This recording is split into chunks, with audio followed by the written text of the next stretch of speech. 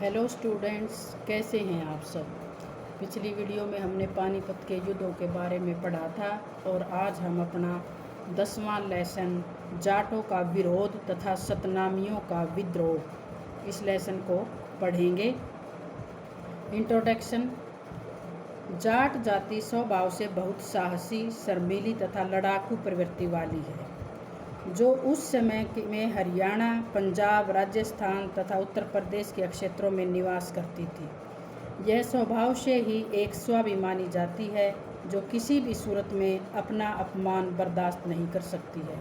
इसीलिए औरंगजेब के शासनकाल में इनके क्षेत्र पर अत्याचार किए गए तो इन्होंने इसके खिलाफ विद्रोह का झंडा बुलंद कर दिया था। इन विद्रोह की शुरुआत 1669 ईस्वी में प्रसिद्ध जाट नेता गोकुल द्वारा की गई थी। उसकी मृत्यु के बाद उसके कार्यों को राजाराम, चूड़ामन, बदन सिंह तथा सूरजमल जैसे नेताओं ने न सिर्फ आगे बढ़ाया बल्कि जाट राज्य की स्थापना का भी प्रयास किया। जाटों का सबसे ज़्यादा प्रसिद्ध नेता जाट सूरजमल था।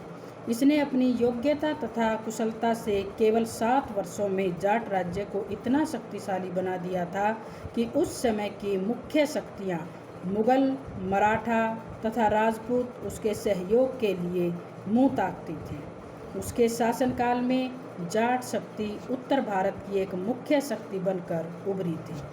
आज का जाट समुदाय अपने इन महान शूरवीरों पूर्वजों की वजह से अपने आप को गौरवान्वित महसूस करता है। सतनामी नामक धार्मिक संप्रदाय की स्थापना 1543 ईस्वी में वीरभान नामक व्यक्ति ने नारनौल के पास विजयसर में की थी। ईश्वर की सच्ची उपासना के कारण इन्हें सतनामी के नाम से जाना जाने लगा। इन्हें कई स्थानों पर सतनामी के साथ मुंडिया भी कहा जाता था। इस धार्मिक संप्रदाय की हिंदू धर्म में बहुत ज़्यादा आस्था थी। इसीलिए जब औरंगजेब ने अपने शासनकाल में हिंदुओं पर अत्याचार ढाना शुरू किया तो इन्होंने उसकी धार्मिक नीतियों से तंग आकर विद्रोह कर दिया। इन्होंने नारनौल को अपने अधिकार में ले लिया, जो मुगल साम्राज्य के लिए एक तरह से खुली चुनौती थी। इनके विद्रोह ने एक बार तो मुगल साम्राज्य की नींव तक हिला दी थी। इस अध्याय के अंतर्गत हम जाटों तथा सतनामियों के बारे में अलग अलग पहलुओं का अध्ययन करेंगे, जिससे हमें उस समय के हरियाणा की तत्कालीन परिस्थितियाँ, धार्मिक परिस्थिति, राजनीतिक, सामाजिक, आर्थिक व सांस्कृतिक परिस्थितियों का ज्ञान हो सके। जाटों का उदय व विकास। जाटों का उदय किस प्रकार हुआ और कैसे उनका विकास हुआ। मुगल सरकार से आबादी के जिस हिस्से का सबसे पहले टकराव हुआ वह थी यमुना नदी के दोनों ओर के दिल्ली और आगरा क्षेत्रों में बसी जाटों की आबादी। जाट मुख्य रूप से कृषि का कार्य करते थे तथा उनमें से थोड़े बहुत ही उस समय जमींदारों की भूमिका में थे। जाटों में अपने जन्मजात स्वभाव से ही मातृत्व और न्याय की भावना बहुत ज़्यादा थी। जाटों का संघर्ष दिल्ली दरबार के साथ लगातार चलता रहता था। जहांगीर तथा शाहजहां से भू राजस्व को लेकर उनका संघर्ष होता रहता था। मुगलों के लिए जाटों के अधीन वाला क्षेत्र व्यापारिक व सामरिक दृष्टि से बहुत महत्वपूर्ण था, क्योंकि दक्षिण और पश्चिम बंदरगाहों को जाने वाली शाही सड़कें इसी क्षेत्र से होकर गुजरती थी।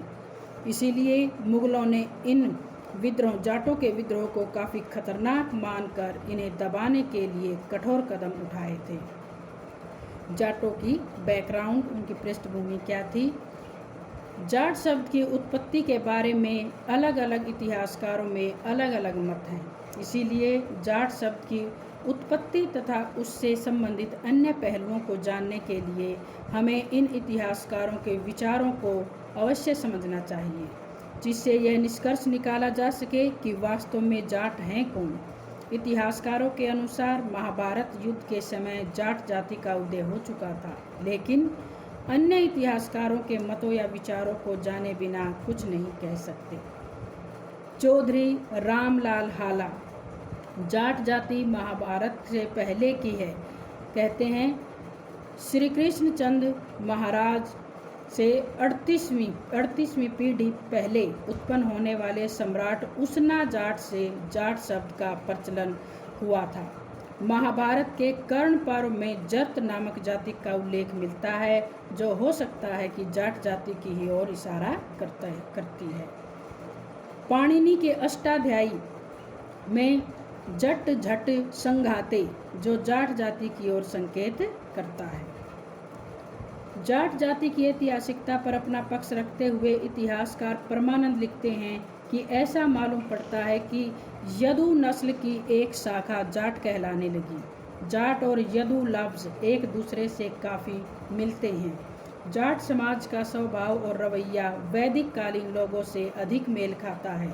इनकी भाषा, चरित्र व विचारों को देखकर लगता है कि ये लोग वैदिक समय की संस्कृति के आम हिंदुओं की अपेक्षा ज़्यादा बेहतर स्थान पर हैं। ठाकुर देशराज के अनुसार जाट शब्द संस्कृत के ज्ञाति शब्द से बना है, जिसका ज्ञात और फिर आगे चलकर जाट हो गया। कर्नल टॉड विल्सन आदि ने जाट की उत्पत्ति यदु, जादू और जात से जाट ही मानी है, जबकि अंगद शास्त्री ने जठर से जाट की उत्पत्ति मानी है। अलबरूनी की पुस्तक में लिखा है कि तब मथुरा शहर के शासक कंस की बहन से वासुदेव के यहाँ एक बच्चे का जन्म हुआ। ये जाट परिवार के पशुपालक निम्न शूद्रक लोग थे। इन सभी के आधार पर हम तो यही कहा जा सकता है कि जाट शब्द की उत्पत्ति के लिए किसी धारणा या मत को सत्य नहीं माना जा सकता है। यह सदियों से चलने वाली एक निरंतर परंपरा का हिस्सा है। इस विषय में इतिहासकार कालिकारंजन कानूनगो ने ठीक लिखा है कि तथ्यगत प्रमाणित आधार के बिना हम न किसी एक मत को स्वीकार कर सकते हैं और न ही किसी को पूरी तरह से अस्वीकार कर सकते हैं। जाटों की राष्ट्रीयता। इतिहासकारों में इस बात को लेकर काफ़ी विवाद है कि जाट प्राचीन आर्यों की संतान है या विदेशी आक्रमणकारियों की संतान। इस बारे में भी इतिहासकारों ने अलग अलग तरीके से अपने विचारों को रखा है। यूनानी इतिहासकारों ने जाटों को इंडो सिथियन माना है, जो हिंदू जातियों के मिश्रण नहीं है। ईसा की शुरुआती वर्षों में ये सिंध प्रदेश में आकर बसे। यहाँ पर बसने वालों का अब भी नाम जातु या जाट है और वे सिंधु के दोनों किनारों पर भारी संख्या में बसे हुए हैं। सिंधु के जाट और भरतपुर के जाट एक ही उत्पत्ति से हैं। पंडित इंदु विद्या वाचस्पति इंडोस्थेनिया का जबरदस्त विरोध करते हैं, मत का जबरदस्त विरोध करते हैं। उनके अनुसार जाटों का जब से वर्णन मिलता है तब से वे भारतीय ही हैं, और यदि विदेशों से कोई संबंध है तो यह है कि वे वहाँ से आए नहीं बल्कि यहाँ से वे गए हैं। किसी भी विदेशी ग्रंथ या दंत कथाओं में हमें यह वर्णन नहीं मिलता है कि ये लोग विदेश से भारत में गए। उन्होंने जाटों को विशुद्ध आर्य माना है। महर्षि दयानंद कहते हैं कि आर्यवर्त देश को आर्यों ने ही बसाया था।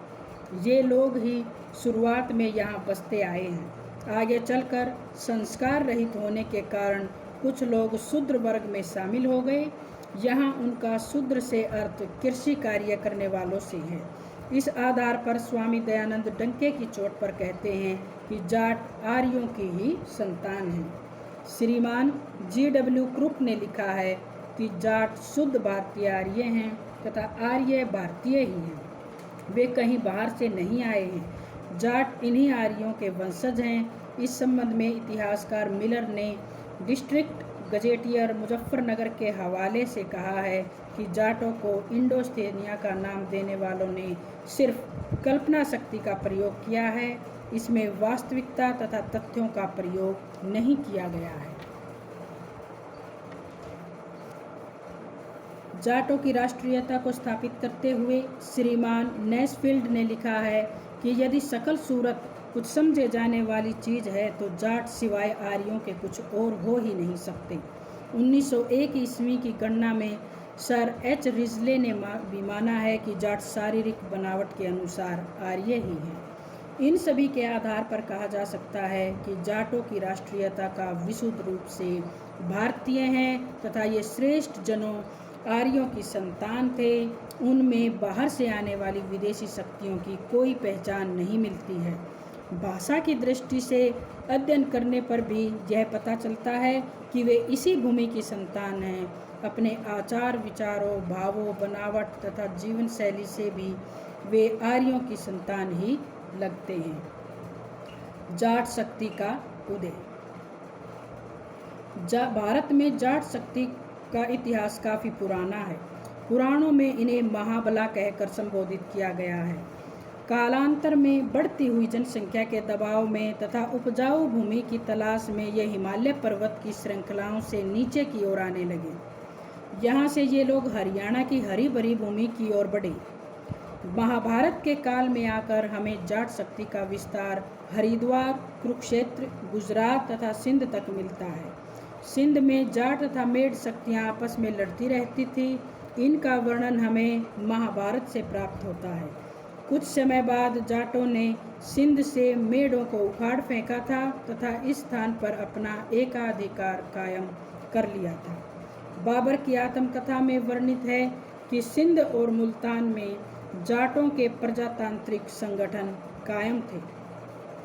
1025 ईस्वी में जाटों ने हैदराबाद पर इसीलिए आक्रमण किया था कि वहाँ के अमीरों को हिंदू धर्म में मिलाया जा सके। उस समय जाटों के साहस का अनुमान इस बात से लगाया जा सकता है कि जब महमूद गजनवी सोमनाथ के मंदिर को लूटकर वापस गजनी जा रहा था तो उन्होंने उसकी सेना पर जबरदस्त हमला बोला था। 1192 ईस्वी में जब पृथ्वीराज चौहान की हार के साथ भारत की सत्ता मुस्लिमों के हाथ में चली गई, तब भी उन्होंने हार नहीं मानी तथा अपना संघर्ष लगातार जारी रखा। हांसी, हिसार तथा टोहाना के पास जाट शक्ति ने अपना परिचय देते हुए सल्तनत मुस्लिम सत्ता के खिलाफ खुला विद्रोह कर दिया था। इस क्षेत्र में उन्होंने कर देने से मना कर दिया तथा यहाँ पर अपनी स्वतंत्रता सत्ता स्थापित कर ली। हांसी को इन्होंने अपनी राजधानी घोषित किया। वास्तव में इतिहासकारों की यह बात पूरी तरह सत्य है कि जाटों का मूल चरित्र सत्ता विरोधी है। अन्यायी व्यक्ति चाहे कितना ही शक्तिशाली क्यों न हो, जाट उसका विरोध करना अपना कर्तव्य समझते हैं। जब मोहम्मद तुगलक ने अपने शासनकाल में किसानों पर कर बढ़ा दिया था, तब भी जाट शक्ति ने उसके खिलाफ विद्रोह कर दिया था।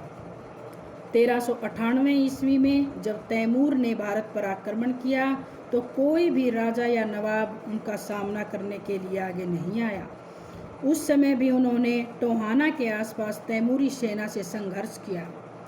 अति शक्तिशाली तैमूरी सेना ने लगभग 2000 जाट जवानों को मौत के घाट उतार दिया। बाबर ने अपनी आत्मकथा में लिखा है कि उसे भारत भूमि पर पांव रखते ही सबसे पहले जाटों से ही टकराना पड़ा था। बाबर ने अपनी आत्मकथा में लिखा है कि जाट घुमंतू और लुटेरा है। पानीपत के पहले युद्ध के मैदान में इब्राहिम लोधी की सेना में बहुत से जाट किसान शामिल थे। शेर शाह सूरी के शासनकाल में भी इन जाटों ने अपनी शक्ति को कायम रखा। इन्होंने इस लाहौर से पानीपत तक मुख्य मार्ग पर शाही खजाने को लूटना शुरू कर दिया।